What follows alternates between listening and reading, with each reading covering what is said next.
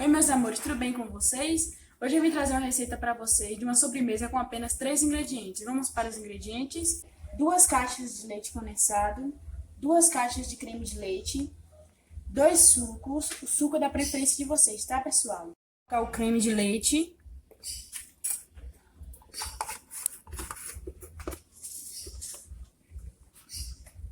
Agora o leite condensado.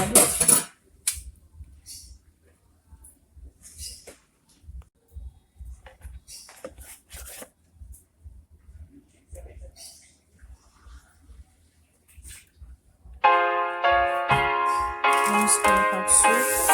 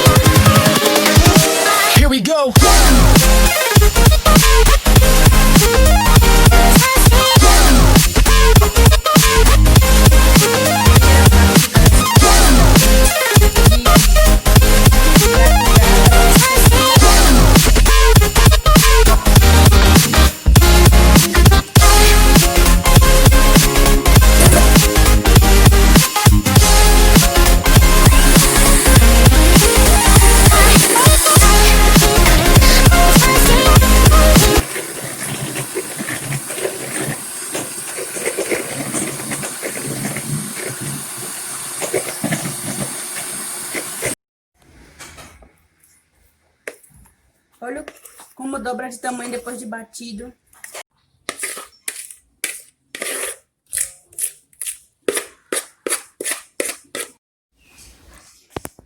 Quem não tiver batedeira também pode fazer no liquidificador, tá?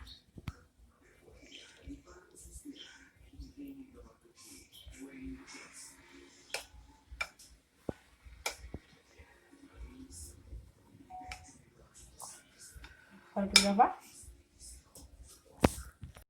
A nossa sobremesa já está pronta. Vocês podem colocar um coco ralado, um leite em pó, um açúcar, da preferência de vocês, tá? Like, compartilha, se inscreve no canal. Muito obrigada.